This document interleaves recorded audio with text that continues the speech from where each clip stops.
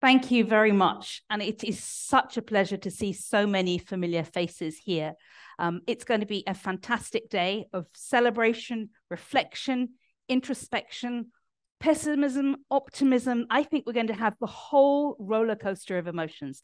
So be prepared. I've already been warned there may be some tissues and tears at the moment as we look back at what we've done and we haven't done. But when I stop to think about public health, it has always been said that it is an art, a science, and a movement. And so we will be looking at the role we can play as individuals coming together to use the community to move it forward. So I have a few housekeeping that I need to share with you to tell you a little bit about the day. So the first thing is, you may have noticed on your chair, there is an envelope. This is perhaps the first mystery of the day. The reason we've given you an envelope is because the future is not yet written. And we need your energy to create bright light for a vision for the future. So we will be asking all of you to reflect on a letter to your future self, a letter to the 30 years in the future. And throughout the day, you may take inspiration, but we would like you to take the envelope and complete it. And we have a box outside to receive your envelopes, your vision, your hopes, perhaps your fears, your goals. Where should we be in 30 years' time? So this is the ambitions to go for. We will be using your letter if you choose to share it with us, and we really hope you do, because this will help EPHA as it plans its own vision and way forward. So we will co-create a vision and a pathway moving forward. Welcome to the age of social media. We know you're on it, and we encourage you to use the hashtags EPHA30 and to contact us on the platform formerly known as Twitter, also known now as X, and that's at EPHA_EU. So those are your hashtags and your social media handles. We have provided for you in the conference program that you find both online and printed outside, the Twitter handles of all of our speakers so you can engage with them. We have a photo window outside. We have a lovely orange sort of square. We like you to take photos, share it with us, share it with your friends and family, put it on social media. This is a period of celebration. We also have a camera crew, and they may ask you to step to the corner and provide a message, and we will be using that as part of the 30-year celebrations. We will do a family photo for everyone at the conference, and we're going to do it just before lunch while everyone is still looking smart. Nobody has any greasy fingers over their clothes. So we're going to go outside, follow the instructions. The photographer will ask us to all say cheese, and we'll have a nice picture. A few more messages. We are a public health community. There is still an ongoing pandemic. You will find outside hand sanitizers, masks, and tests for COVID if you need them. Please make use of those facilities. You probably had the welcome coffee outside. That's where we will be having coffee throughout the day. We'll be in the foyer. Lunch is going to be in the room directly opposite from here. Again, you'll follow your nose. The food will be obvious, but that's where it is. The bathrooms are out the door and to the right, and then you need to go downstairs. We have an amazing program. I would say that because I was involved in helping to create it, but it is genuinely a really good program, but it's really tight. So I count on you to help us stay to schedule. The bell will sound. I need you to listen for the bell and to follow the instructions so we can get through our really ambitious program for today. And the EPHA team have all got the memo. They are wearing something orange. I have my orange scarf. We have Milka's wonderful orange dress. We have orange ties, orange socks, orange pins. If you want to find the EPHA team, you will find someone wearing orange. They're here to help you and to engage with you throughout the day. So thank you very much for the housekeeping announcements. And thank you, Milka, and to Hans for the opening messages.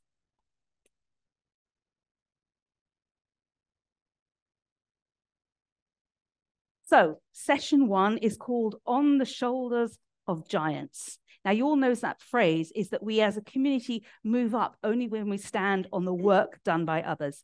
And our panel will help us reflect on the past 30 years, identifying some of the key moments, some of the challenges, and moving forward. So let me invite to join me here on stage Professor Martin McKee, who's a professor of European Public Health at the London School of Hygiene and Tropical Medicine, Nicoline Tamsma, who's the coordinating advisor for the National Institute for Public Health and the Environment, Joséfine Declaye, critical care nurse and president of SIZ Nursing, welcome, and Costongs, the director of EuroHealthNet. So please come and join me on the panel, sit where you like.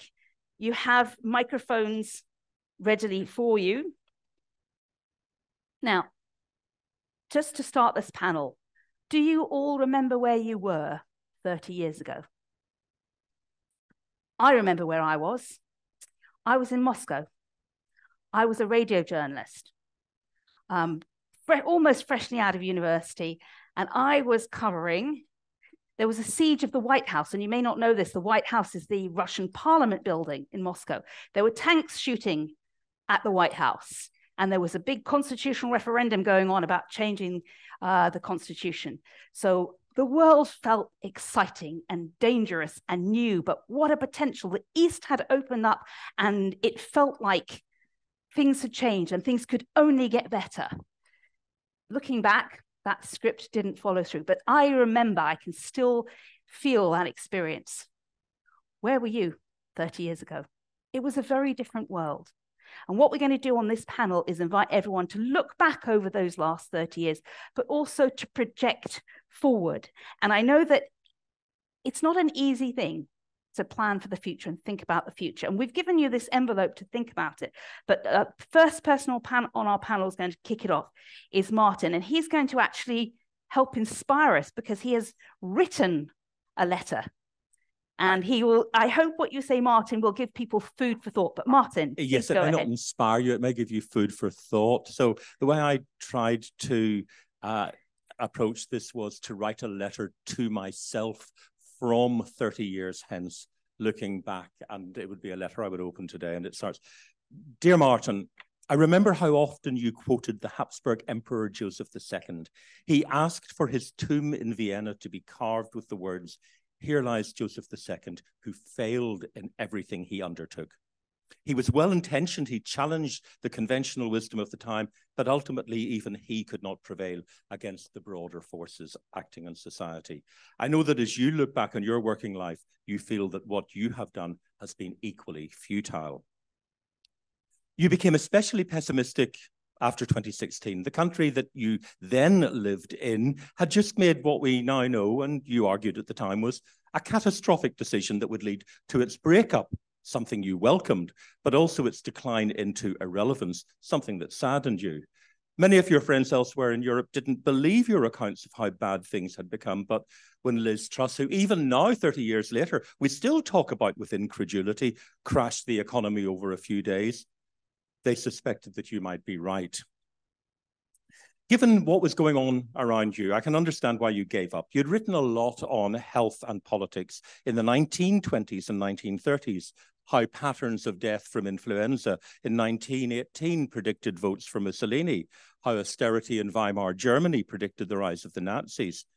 You had been very concerned about how history was repeating itself, and people who felt abandoned by their governments were turning to populism.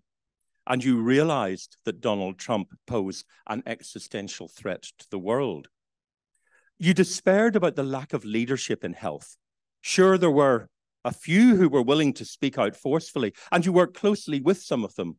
But why were so many others unwilling to speak out, instead going along with policies by governments that you all knew at the time were foolish and dangerous?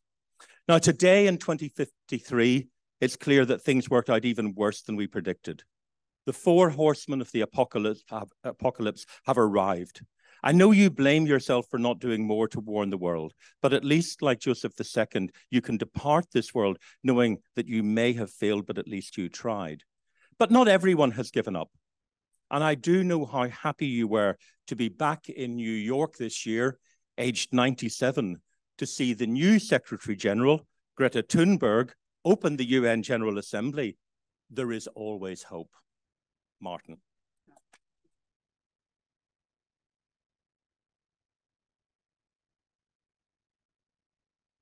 Thank you, Martin. I think you gave us a very sort of clear-eyed, pessimistic, but there is that in Pandora's box, the hope at the end of it.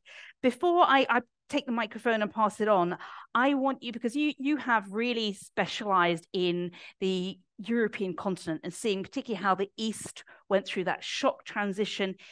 There was a lot of excitement in the early 90s. We thought that, you know, the Cold War had ended and there was going to be a flourishing of peace, there was going to be a flourishing of democracy. It didn't quite turn out that way.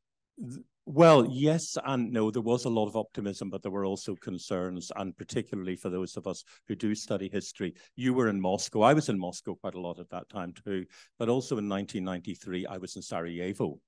I flew in with the Ukrainian Air Force. I crossed the front line. We were wearing our flak jackets and our blue helmets and all the rest of it. And we could see what was happening around us there. And we knew that, that things were really quite challenging. I think what we recognize now was that we failed to anticipate the problems. There was a great deal of optimism, but we did not invest in the institutions that were needed. We did not invest in the institutions that maintained and supported democracy. Now, some of the countries have done relatively well. Some have done very well.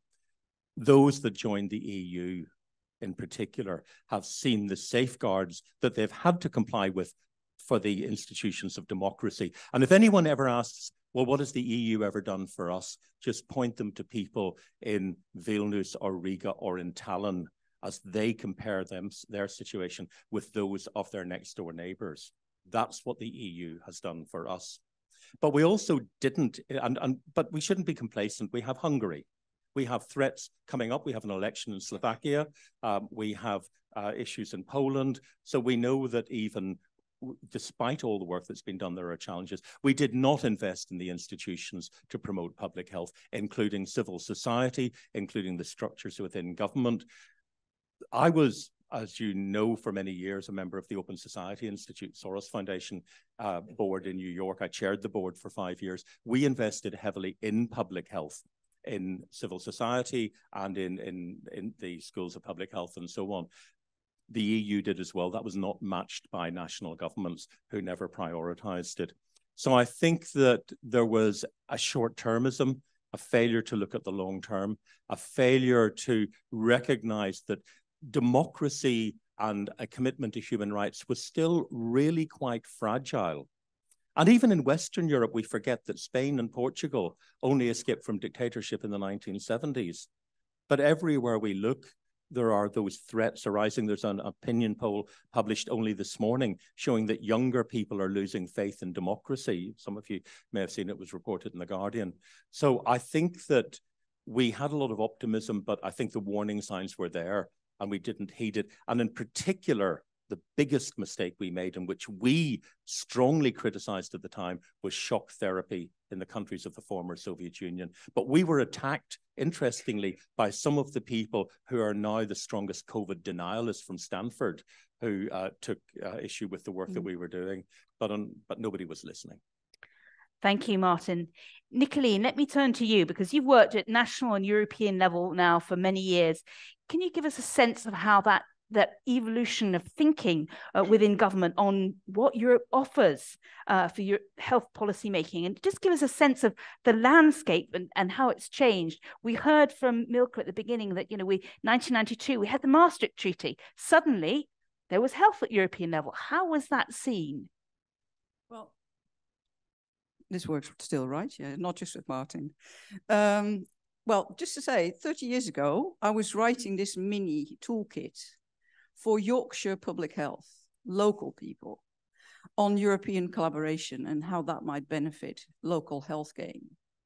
So this was the UK 30 years ago and me in it. So it's a long time ago. And they were keen, particularly, to get money and then be involved in projects. So it's great that we will have them back, hopefully, in the horizon. So that's just my snapshot of where I was 30 years ago. We had no health DG at the Commission, remember? We had mini competence, just emerging. And basically on the competency front, I have to say we have seen very little progress. So nevertheless, also a lot of inventivity, if that's an English word, creativity, because it's like playing billiards. It's making the most of other competencies. It's all about health with other policies, in other policies, through other policies. But it also makes it a very complicated exercise. If I can, I mean, 5 years ago, actually, only 5 years ago, we were still working with the Juncker Commission, last bits of it, big on big things, small on small things, trying to think about where on earth we would put the next mini health program, which, you know, just about was to survive, but, you know, within a social program. So that's where we were before pre-COVID.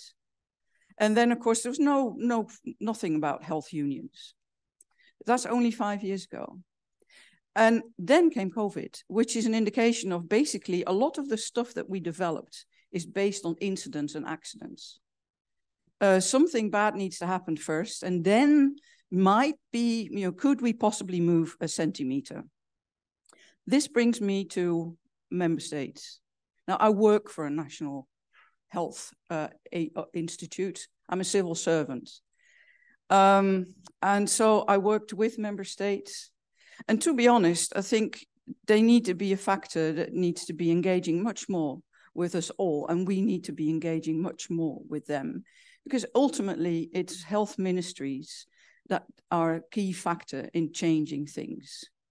And I think, yes, we engage with health attachés in Brussels, but, you know, where is the average policy officer in a health ministry? What do they know about European opportunities or policies or challenges? And what you've seen is that there actually has been little progress because member states are very conservative. They're not keen on giving any competencies away, but they're also not so well equipped to see all the opportunities. And then the problem with this is also that increasingly the Commission is working, of course, you know, their mandate is to support member states' public health policies, and their instruments are geared at that if we're not looking at the legal bits. So you need to have people at the other end in health ministries to make the most of that. So if the Commission is helping member states, do member states want to be helped? It's a bit like this joke about the light bulb. This might be a bit UK-ish, but, you know, does the light bulb want to change? It's easy to change it. So that really is important. Or so the current health program, there's tons of money in it, thanks to COVID. Yep. And there's a lot of it is channeled directly to member states. There is an increasing gap with the role of stakeholders there. So we had more of a dialogue and collaboration, you know, 10, 12, 20 years ago, actually, which we might come to talk about later. But this requires at member state level that they understand things better. I also feel they have a responsibility. My colleagues in the ministry, I myself, have a responsibility to understand the European opportunities and mechanisms. Never mind political positions, obviously, we will always have that. And we do need to understand that the Council is 27 countries, and they themselves change all the time. We will have elections in my country in November, and heavens knows what's going to happen. So I really think, please don't forget the importance of the role of national health ministries. They can make or break things. They're only one party, but I think we should be engaging more with them and bring them in. Thank you. And I think from what you've identified, you know, some of the blind spots there were the sort of the lack of mindset, understanding, and institutional engagement. And this is something we need to remember to keep in mind. There's one more thing. Of course, the EU presidencies, the Council presidencies, we have seen some very successful contributions there. So this is not about, you know, slapping member states. I wouldn't dare. I just want to paint a realistic picture of a key element in EU policy making, a key that we underestimate. And some of the presidencies have been fantastic. You know, one of them being Finland on a topic that I worked on in the Commission for quite some time, was mental health. But this took very much 2 presidencies from Finland and commitment, especially in the first decade, to also invest in a leading role in a joint action. And so you can actually, they can be tremendously important. Thank you. Caroline, let me turn to you, because despite what other, there's a tendency to conflate public health and health systems and see health as an issue of sickness that needs to be solved by health systems. But the link between socioeconomic status and health being a key health determinant has slowly been accepted. It's taken a long time, but we're now there. And we've got a lot more formal recognition of the need to tackle health inequality. So over the last 30 years, how much, if any, progress have we made to build real, genuine health equity? Thanks, Tamsin. And I would first like to congratulate EPHA for the 30th anniversary. And I remember very well the early years of EPHA, because I was actually working in the same building together with Maya Matthews and with Clive Needle, who was an MEP and was an MEP in the 19s and an important MEP for public health. So it's a pity that Clive cannot be here, but he is one of the true giants, I would say, for EU public health. And in that attic, it was a very small attic, only 2 desks. And from there, we prepared our first roundtable, actually, on health inequalities during the Belgian presidency in 2001. And indeed, at that time, many policymakers weren't aware at all of the health gap between the poor and the rich. And compared to today, I think we have really made quite some progress. And looking at how we made progress in our advocacy of EuroHealthNet, but also EPHA and many of you here, we were strongly supported by some leading scientists. Of course, we had Professor Mackenbach, who was showing very clearly all of the evidence and the figures on health inequalities. We had Professor Richard Wilkinson and Kate Pickett on showing how equal societies do better. Of course, very important other giant, Professor Michael Marmot, who is also here today with us, who was the leader of the WHO Commission on the Social Determinants of Health. Really important, showcasing how fundamental social injustice in our societies impact on health. And it's really important to have good data and academic figures with us in our advocacy. And then I would agree the member states were really important. We had the UK presidency in 2005, which was totally dedicated to health inequalities, and they organized a very big summit on it. We had Finland, indeed, in 2007 with the Health in All Policies conclusions. Really important to set out how ill health is done in other sectors, and how health and health systems is too narrow approach to improve health and health equity. But also the health attachés, as you say, some of you may remember Bernie Merkel. He was a German health attaché, really very active. And I think in the first decade— Hans Stein. Hans Stein. Yes, sorry. Bernie Merkel wasn't German. Oh God, oh God, Hans Stein. Oh, and Bernie Merkel was. Yes, I'm so yeah. I've been looking at all of the sort of the giants and the mentors from the past, and Hans Stein, indeed, I have in front of me, who was instrumental in for public health, and generally the health attachés and member states were more active. I think still inspired by public health article in the treaty. Then the Commission, I would say, was also very supportive. They had an expert group on health inequalities and the social determinants, and at that time, NGOs and organizations could still be part of these expert groups, in which I would say a more inclusive approach. And they also managed in 2009 to publish a communication called Solidarity in Health, Tackling Health Inequalities in Europe, which was a great communication. But then, of course, the financial crisis kicked in that showed a decline of public investments and this hollowing out of public services in education and health, the social services. And in 2019, public investments were still 20% less than it was in 2009. And that has led then to a much more narrow commissioner, Juncker, indeed, with saying that less is more, and therefore many policy files suffered for health equity reasons. And that was, of course, not a very good time. But I would say that now with von der Leyen as the new president, the president of this commission, that they have decided in difficult times not to underspend, but really encourage growth and encourage investment in green transitions, in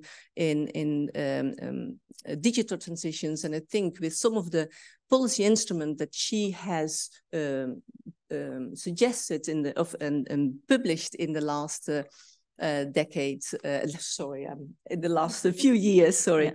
That has been instrumental for health equity. I just want to mention three, if I can. It's the European Pillar of Social Rights that was proclaimed in 2019. Really important, because the Pillar of Social Rights is actually a pillar for health, tackling all of the various social determinants. We have also the European Child Guarantee. It's really a very important instrument for health equity, because it is giving every child the right to health, to education, to nutrition. Very important instrument for us to take up. And generally the recovery and resilience funds, of course, that demonstrated how much investment has gone to member states to try to recover from COVID, which I think is it's not a lot of the money that goes to health equity, but there are developments there that we can see that it has benefited health. Thank you, Caroline. Let me bring in Joséfine at this point and bring us to sort of very more recent experience, talking about frontline health workers. Many of them have been radicalized by their experience of COVID, and they want change. They want change in healthcare, they want change in health systems, they want change in the way that we as societies think about and value health. And many healthcare professionals don't just see themselves as pure service providers, but they're now coming out as real advocates for social change, just as the famous Berlin physician turned politician Rudolf Virchow did 100 years ago. So let me ask you, is this sounding familiar? When you talk to other frontline professionals, this sense of frustration, anger, and a demand for change, how do young professionals see their role? Oh, big question. 30 years ago, I was still playing with my Lego in my parents' home. So thank you for all you already did for the health, my health, the health of my family, and next one. On the front line, like you said, I think we're really tired because we raise problem and it seems like no one is listening. But on the other side here, today, I'm here on the stage talking to you, celebrating a birthday. So I think that for the last 30 years, we made some change because we are here discussing the past. So this is already good, but there's still so much to do. And I think one of the giants, I could see two giants, like the healthcare workers, but also citizens. We are all citizens and we all have responsibility for our own health, for the health of our loved ones, and all of the citizens. And we need to emphasize on that and be accountable of our action. We live in a time where action have consequences. And sometimes we feel like I'm on my own, on my phone, on my TikTok, and I don't care about anything. And we need to challenge that. One solution or maybe a thing that I would like to see in the more future is to be to listen more and to be more self-aware of my own action as a healthcare worker. If I'm tired and I answer bad to a patient, like, oh yeah, I don't go too deep into the education, it's on my own, and I have to change that.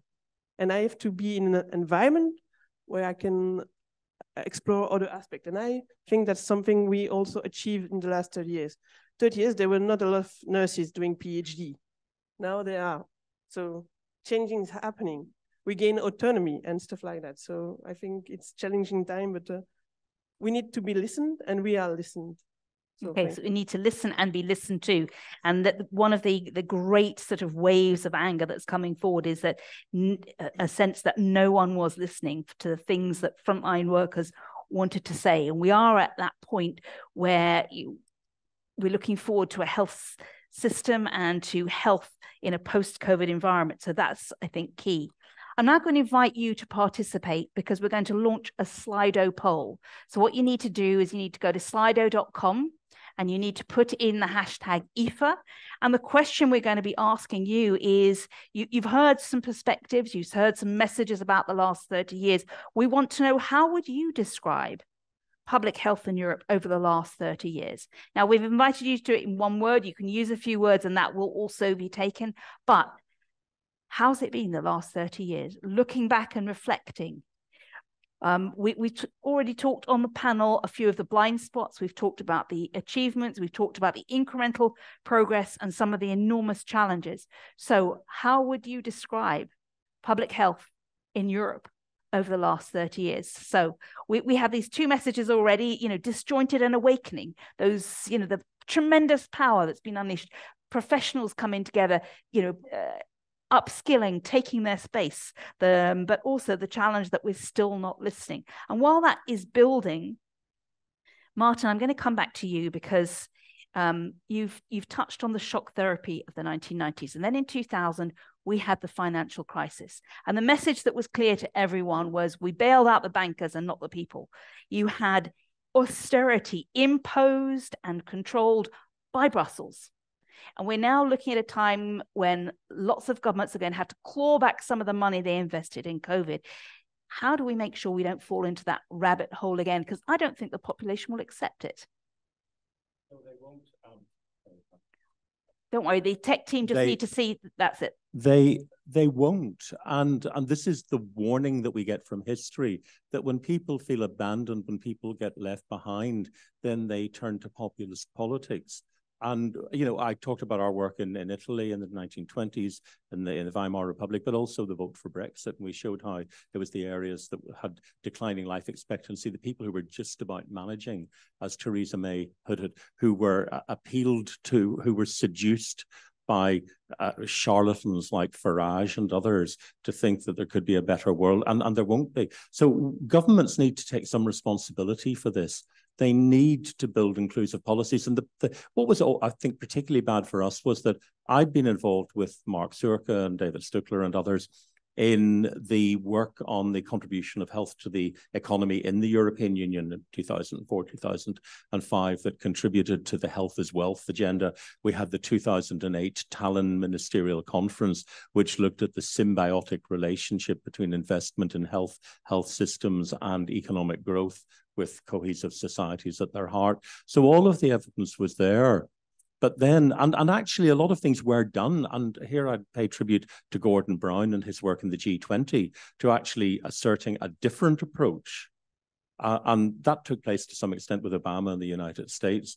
But unfortunately, it wasn't followed through, particularly in Europe. And we had the imposition of austerity, which was bad in economic terms, but it was also bad for health, and it left lasting damage. And we're seeing that damage. There are many analyses that are showing how that gave birth to some of the populist politics that we're seeing the consequences of now.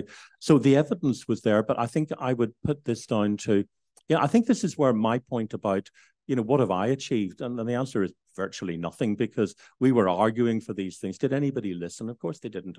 Why should they listen to me? Absolutely no reason whatsoever. But there are plenty of people who were in positions of authority who could have been listened to if they had been reading, if they'd been learning.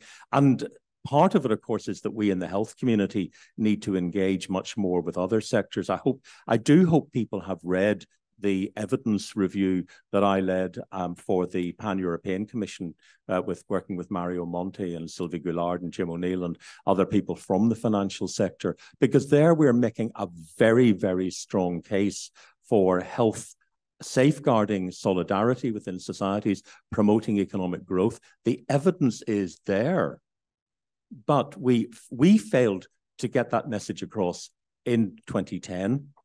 The people who we looked to for leadership failed to take it forward. Who was challenging these things in the Commission at the time? And of course, the difficulty is, and the reality of it is that consistently throughout the history of the European Union, ever since health has been on the, in the structure, the commissioner has always been from one of the member states with the lowest GDP. First it was Ireland, then it was Malta, then with expansion it became Lithuania or Cyprus. So, that's the reality. And we know that actually health is one of the things that European citizens prioritize most. So why are we not making more of it? So I think we have to look at what we got wrong in 2010, but we also need to ask serious questions about what our political leaders got wrong as well, as was being pointed out at the time, that this was bad for the economy, bad for the recovery, but also bad for health. Thank you, Martin. I'm just now having a look at the message, the sort of images that have come forward, and right in the middle, we've got fragmented coming out, and that's clearly been mentioned several times. We've got some pessimists here. It's slow, it's invisible, frustrating, exhausting, neglected, disjointed. And we've also got the other side, trendy, flourishing, multidisciplinary, questionable, not co-produced. So we've still gaps, pharma-focused or private sector. So we've got looking back over the last 30 years, there has been progress, there's been development, there's been some cohesion amongst the community, but there's also been this, missed opportunity, a mismatch between the flourishing health community, which is, I think, one of the things I've seen is the ability of the health community to come together, but also to step outside the health sector and look at environment, at climate change, at international development, at decolonization of public health. We're starting to engage with some of these other sectors, but it has not been matched by political change. We haven't had the traction that we've needed. I just want to bring Joséfine back in on an issue, which is one of the things that is so dominant is the issue of digital. Digital is going to save us. It will make our healthcare cheaper. It means we can train people at home. We can care for people at home. There's a lot of invested that somehow digital will deliver all of this. Now, leaving aside the issues of ethics and privacy, I think we'll touch on in later panels. Can I get a perspective from you on the front line? You know the stresses, you know some of the issues that people are working with. Are you an optimist that we will actually get digital tools that will deliver for health? I think so. And I think it will really be tremendous, but it needs to be built together. Otherwise, it's not just put the paper on the screen. It's a complete other way of thinking. How come today that if I order something on Amazon, or I have more info than the patient in the bed in my ICU? How come? I'm speechless about it. Even though I look on the Facebook, I have more info than I have on my medical record. It's amazing how those privacy things, they are really important, but they are, we're not moving and we're not going there because of all of those challenges. It paralyzes us, I think so. But we have so much data, but we need to organize it in a proper way to acquire more knowledge also about disease, medication, stuff like that. There's so much data, we need to organize it and use it to provide better care to the citizens. Thank you. I mean, we've got just a last 5 minutes in this section, and I want to make the bridge because our next panel is going to look at civil society as actors, as agents of change. So as we close off looking back over the last 30 years and think about the seeds for change for the next 30 years, where's the leadership? What's the key message that we provide? Because we've talked about, this session's been the shoulder of giants, and we recognize what's happened before, but looking forward. Nicoline, please. Jumping up and down, something positive. I do think that one of the major assets, one of the gains that we made over these 30 years is the huge amount of learning, body of knowledge and insights that were built through country exchanges, projects, research, but also, you know, organizations like EPHA, like EuroHealthNet, like EMA, loads of them. We are the health community, so we also cross boundaries. Now look around you and you will find people that are in seriously senior positions in the Commission, in WHO, that started off in an NGO, or were trained or inspired by WHO Healthy Cities thinking. So we actually go, you know, different ways, but we are still probably, I feel, a part of the community, you know, no matter how many hats I've had. But we do need to look after our knowledge. I mean, Martin, Michael Marmot, but also loads of what we call grey literature, you know, things that we know what to do. And we are responsible for our own treasures. We need to make sure we don't continue to reinvent the wheel. So we need to keep on training and inspiring people. You know, when I retire and everybody else retire in 30 years' time, the young people that are here, they should have my knowledge and everybody else's knowledge, but that's not really happening. If, you know, if the IT sector would look after their knowledge, we would still not have mobile phones. But I really think it's important, you know, at the occasion of 30 years of EPHA, that we do acknowledge the importance of working together and collaborating and exchanging and inspiring and things like that. So it's great. And I do want to just say one word about John Ryan, who retired earlier this month, actually. Been as many people in different roles. Bernie was mentioned, Hans Stein was mentioned, names that probably mean nothing to young people. But John actually is a giant of public health. And I know, you know, he's taken care that there will be good people, you know, following in his footsteps. It's fine, but I do want to say thank you. Thank you. We echo your message. John has been around in public health as an anchor. And as the top levels of the Commission Public Health passed across like a waft of air across their desk, he was there solidly building the team, incrementally developing what could be done. So really, he has played a key role, and we thank him for that. In our last message, who else would like to sort of say in just a minute about leadership and the next generation?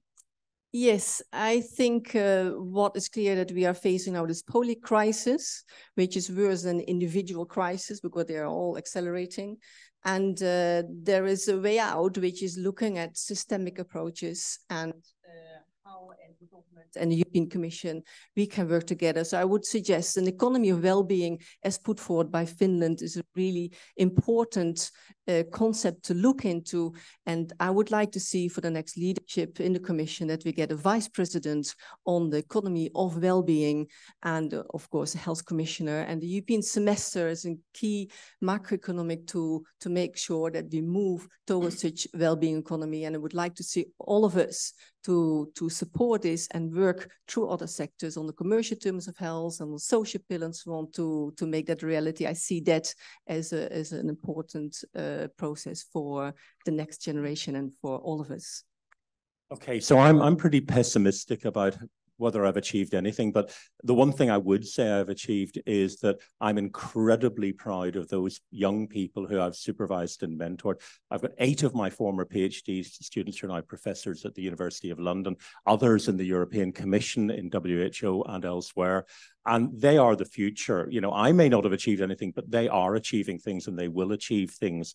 And I think it's incumbent on people of my age who have the ability to open doors to young people, to support them.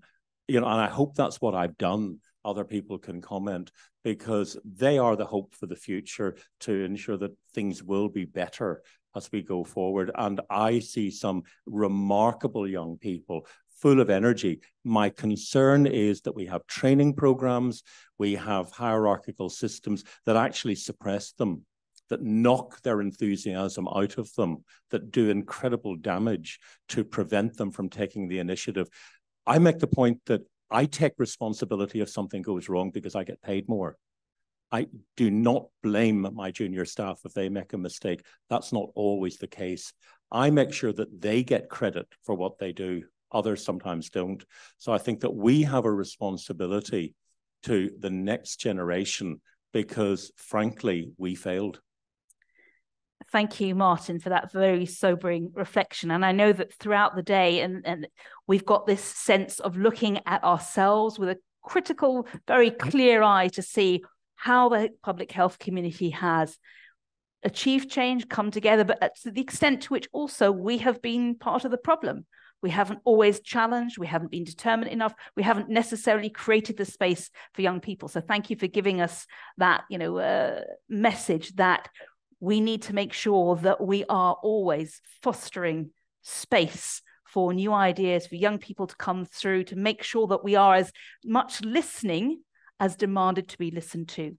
So can I say on your behalf a warm thank you to the panel for discussing that first session.